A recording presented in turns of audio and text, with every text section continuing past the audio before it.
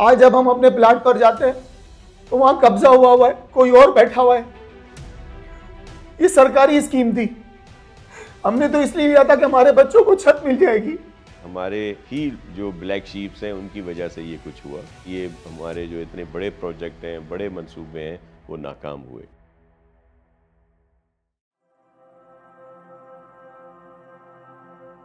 ये है कराची की न्यू तेसर टाउनशिप स्कीम, जो हुकूमत सिंध ने गरीब लोगों के घरों के लिए शुरू की थी, मगर यहाँ अलाटीज़ के हज़ारों प्लाट्स पर कब्ज़ा माफिया का नया शहर आबाद हो गया है।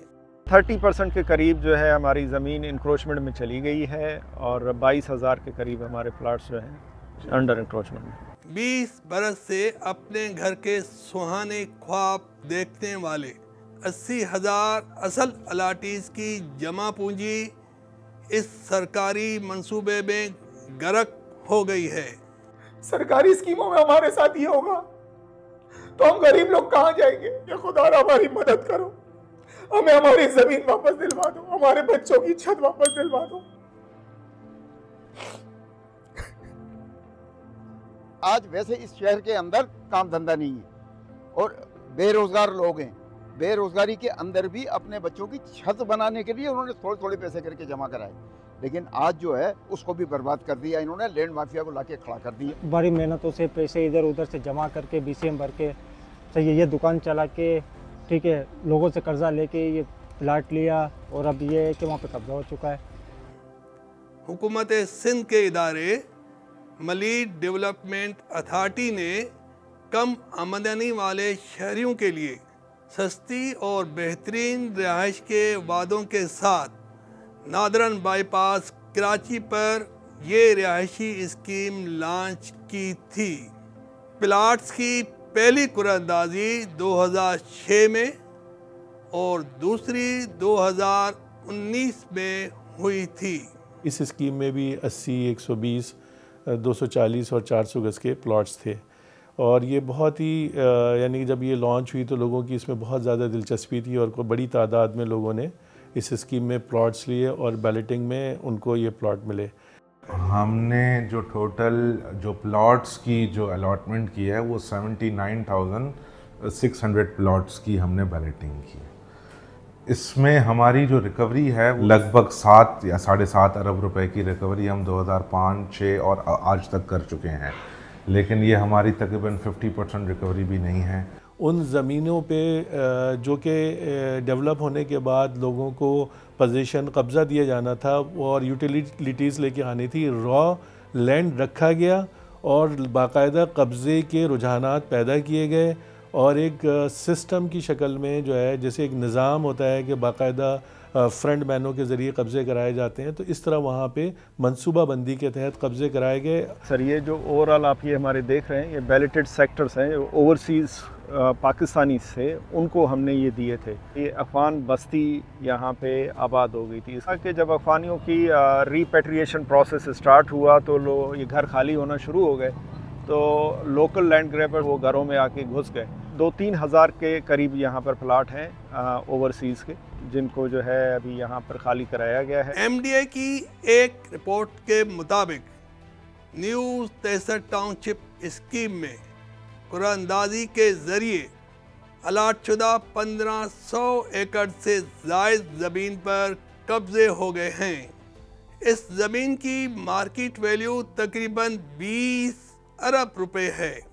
कह सकते हैं हुकूमत की नाअहली कह सकते हैं और उनकी सलाहियतों में कमी कह सकते हैं, लेकिन मैंने जैसे आपसे अर्ज़ किया कि इसमें सबसे ज़्यादा इशू कोर्ट के स्टेज का है कि जिन लोगों के वहाँ पे कब्ज़े हैं या जिन लोगों के पास पेपर्स असली हैं या गलत हैं उनको स्टे मिल जाते हैं, तो जब हमारे लोग काम करने जाते हैं तो जाहिर है वहाँ पे रुकावटें होती हैं। इस सरकारी स्कीम के सिर्फ बैलेटेड सेक्टर्स यानी कुरानंदाजी के ज़रिए निकलने वाले प्लाट ही नहीं बल्कि प्राइवेट कोऑपरेटिव सोसाइटीज़ के तकरीबन 20,000 प्लाट्स भी लैंड माफिया ने हड़प कर लिए हैं। कराची कोऑपरेटिव सोसाइटी है जिसके तकरीबन कोई चार सेक्टर हैं या 6 सेक्टर हैं, जिसके अंदर हज़ारों प्लॉट हैं कि प्रॉपर डॉक्यूमेंटेशन हुई हुई है। उन्होंने बिलियंस ऑफ रुपीज़ एमडीए को, पहले केडीए को दिए हुए थे, फिर उन्होंने बिलियंस ऑफ रुपीज़ एमडीए को भी दिए हैं और अब उन्हीं की ज़मीनों पे कब्जा हो रहा है। क्या ये वीडियो आपको अच्छी लग रही है? ऐसी मजीद वीडियोस के लिए अभी नुक्ता ऐप डाउनलोड करें। कब्जा माफिया इलाके में खुले आम कब्जे के इन प्लाट्स की मार्केटिंग भी कर रही है, लेकिन उसे रोकने वाला कोई नहीं। वहाँ पर वाकई कब्ज़ा है। हमने 2 दफ़ा जो है अटेम्प्ट भी किया उसको रिमूव करने के लिए, लेटर्स भी लिखे, लेकिन हमें कामयाबी नहीं हो सकी। आखिर ये काबजीन कौन है? आम शहरियों के अरबों रुपए के प्लाट पर कब्जा कैसे हो गया? क्या इंतज़ामिया सोई हुई थी या मिली भगत शामिल थी? मैं कोई इल्ज़ाम कोर्टों पे सब लगा के अपनी जान नहीं छुड़ाना चाहता, लेकिन मैं कहूँ उसके साथ साथ हमारे ही जो ब्लैक शीप्स हैं उनकी वजह से ये कुछ हुआ। हमारे जो इतने बड़े प्रोजेक्ट हैं, बड़े मंसूबे हैं, वो नाकाम हुए। बड़े ताकतवर लोग हैं, माफिया है सिंध में जो इस तरह काम करते हैं बड़े ऑर्गेनाइज वे में, जिसमें सिर्फ सिंगल एक डिपार्टमेंट उनके खिलाफ काम नहीं कर सकता। देखें, गवर्नमेंट से कोई ताकतवर नहीं होता। लोग इस तरह से प्रटेंड करते हैं और कहीं पे उनको सपोर्ट भी मिलती है। ऐसा भी नहीं है कि बिल्कुल भी सपोर्ट नहीं मिलती है। फिर उसमें अफसरों के ऊपर प्रेशर आता है, सबके ऊपर प्रेशर आता है। लेकिन अब इस दफ़ा आपको बहुत चेंज नज़र आएगी इंशाल्लाह। और आके ये जो नए डीजी साहब भेजे हैं, इनको इस टास्क के साथ भेजा है। और पुराने बहुत सारी जो माफिया के लोग होते थे, जो जैसे मैंने कहा ब्लैक शीप थे, उनको हटाया गया है वहाँ से। न्यू तेसर टाउनशिप स्कीम 20 साल बाद भी वीरान है। जो तरक्याती काम बरसों पहले हुए वो भी खंडर हो गए। ये तेसर टाउन स्कीम का सेक्टर 18 है और ये एक पक्की सड़क है जो 2008 में तामीर की गई, लेकिन 2 साल बाद 2010 में इस नदी से आने वाले बरसाती रेले ने इसको तबाह कर दिया। आज तक यानी कि 15 साल गुजरने के बावजूद आज तक इसकी दोबारा तामीरात नहीं हो सकी।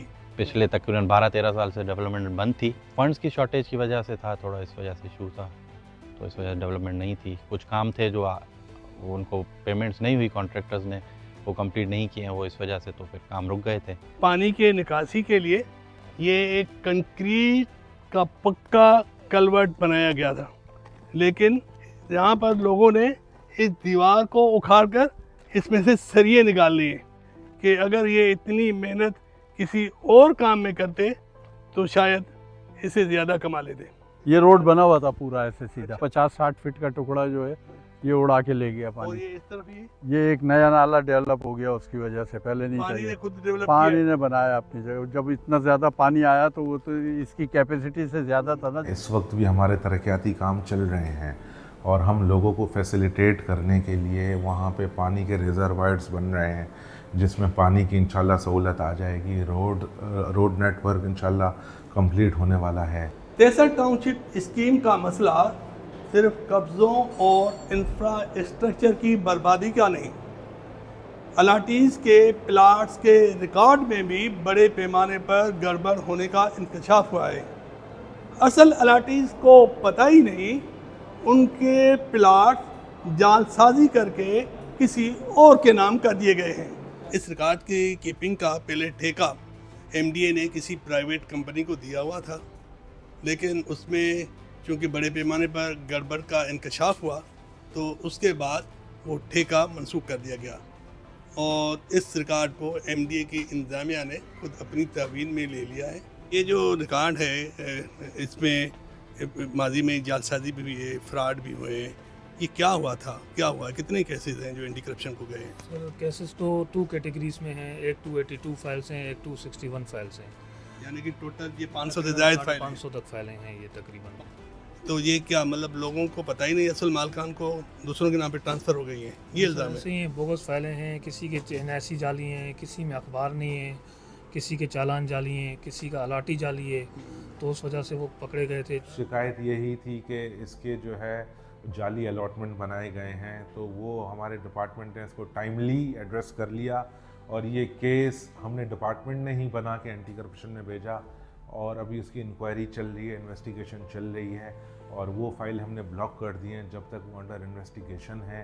प्राइवेट बिल्डर माफिया के हाथों आम शहरियों के लुट जाने की कहानियाँ तो आम है, लेकिन किसी सरकारी रिहायशी मंसूबे में आम शहरियों की जमा पूंजी महफूज ना रहे और इदारे खुद कब्जा माफिया का हिस्सा बन जाए तो उस सूरत में आम शहरी दाद रसी के लिए किसके पास जाए।